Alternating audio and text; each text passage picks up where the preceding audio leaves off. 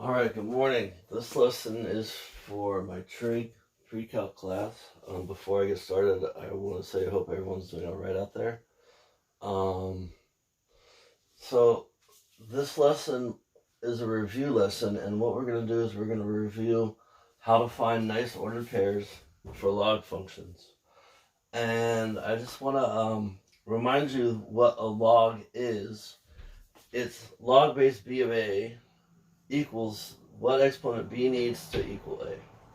And so if we keep in mind what this actually means, we can actually find ordered pairs in a very simple way when we get to choose the input. If we choose in a strategic way, we're going to get nice results. So we want to think a couple moves ahead. So let me just remind you of this concept here. So if I was to give you something like log base 5 of 25, 5 needs the exponent of 2 because 5 squared is 25.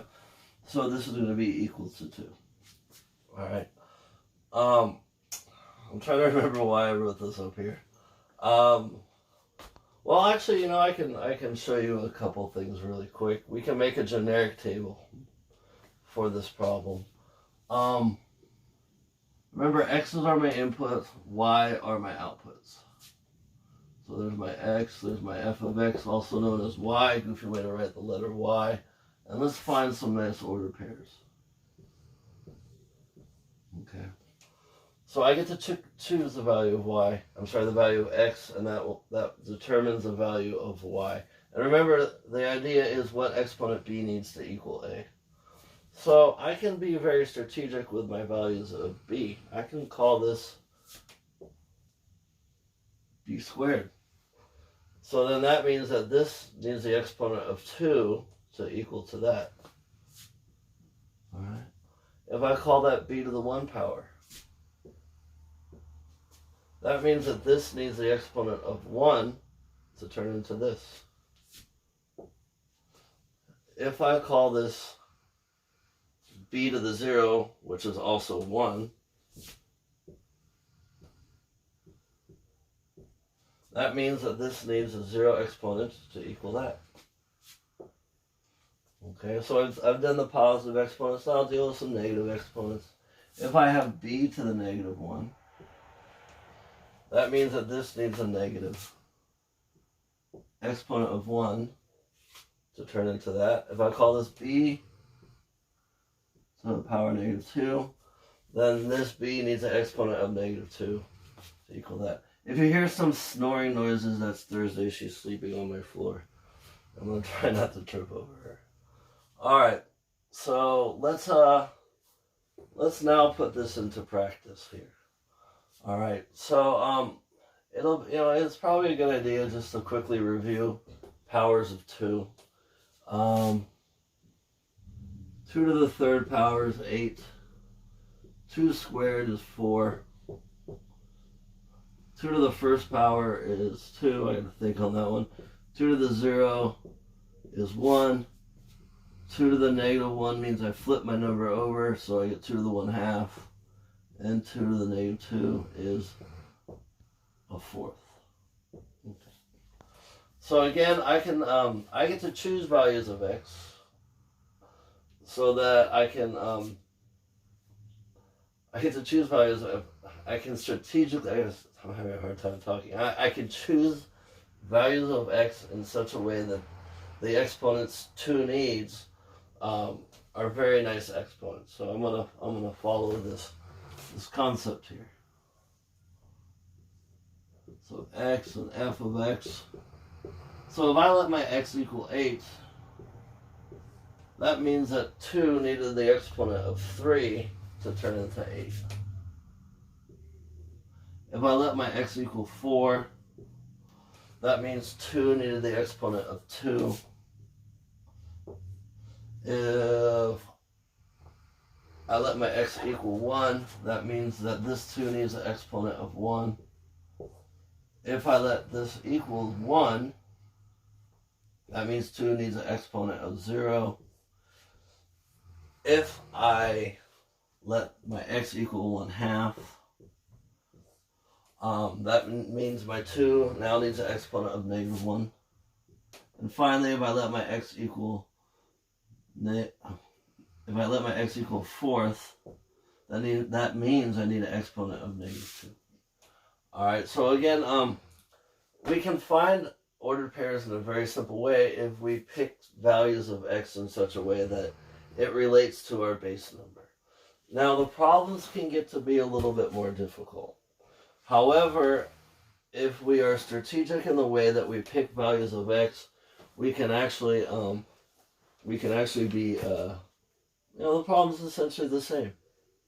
And again, I like to think a couple moves ahead with these problems. So again, this is a different approach that you probably haven't seen before or will see anywhere else. But I think that this really does simplify the way to pick numbers here. And I'll start off with the nicer numbers, and you'll see why. Hopefully, the fractions follow suit. So x and f of x. All right. So I know that now I have a positive 3 I need to deal with, right? But from this problem, I know that if this is equal to any of these numbers, I get a nice exponent. And so what I'm going to do is I'm going to be very strategic in the way that I pick these numbers. Now, I've never read anywhere in a book that says that you have to put numbers in a certain way. And since I haven't seen that described to us, we can be flexible with how we choose our numbers. So I know that right here I have a +3, and I know that a -3 would make that go away. And I know that if I have an 8, I'm going to be left with a nice exponent. So if I plug in 8 minus 3, which we know is 5, but if I plug in 8 minus 3, this -3 cancels that +3, and now I'm just left with 8. So that means that 2 needs an exponent of 3 to get to that 8. So this whole piece turns into 3. All right, but now I'm subtracting 5 from that. So now I have 3 minus 5, which now becomes -2. Okay, so again, notice that I'm putting in a number in such a way that I cancel out this, and we'll see the benefit as we get into these numbers. So again, I want to make that +3 go away. So what I'm going to do is I'm going to go -3, because that's going to cancel that. And you should take a second and plug in 8 minus 3. Actually, I'll do that for you real quick. So if I was to plug in log base 2 of 8 minus 3, I hope I'm not running out of room. I feel that I probably am. Let me look. You know what? I'll work that out in a second. Because, yeah, I am running out of space. So I'll come back and I'll erase this and I'll show you how these plug in and work out, actually. Just to give you a better understanding. So 4 minus 3, this -3 takes care of that +3. So now I'm left with log base 2 of 4, which we know is 2. 2 minus 5, that's going to get us to -3. Okay. Again, I need to get rid of that +3, so I'm going to include a -3, and I'll go 2 minus 3. So 2 minus 3, the -3 cancels the +3, now I'm left with log base 2 of 2, which means I need an exponent of 1. 1 minus 5 means I'm going to get to -4. Okay, let's see here. So the next number I want is a 1. So again, I need to get rid of that +3, so I'll go -3. And I'll be left over with a 1 because that -3 cancels that, and I'm back to this type of problem. Log base 2 of 1 means that that exponent is 0, so this whole thing turns into 0. 0 minus 5, that's -5. Okay. Alright, so now we get to the real benefit of writing numbers in a goofy way. Okay. And so I know I need to get rid of that +3, so I'm going to use a -3. And I'm going to have a 1/2 -3. And so I'm going to be left with a log base 2 of a 1/2, which we know that that's exponent's -1. -1 minus 5, that's going to get us to -6.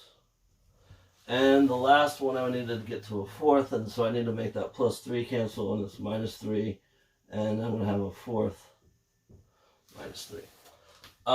And so minus 3 cancels the 3. Now I have log base 2 of 1/4. That means I need an exponent of negative 2. Negative 2 minus 5, that's going to get us to minus 7. So it's very easy to find nice ordered pairs. Now we can simplify these and graph them, and very simply get our graph going. Just a couple other observations. This plus 3 moved all these numbers left 3. Okay. This minus 5 moved all my outputs down 5. So the opposite of the number, or the opposite horizontal, we get the opposite horizontal movement here, but we get the exact vertical movement here. So, again, I just wanted to show this. This is a little bit of a different kind of way of calculating ordered pairs. And I did say I was going to work one out, so let me just work that out for you.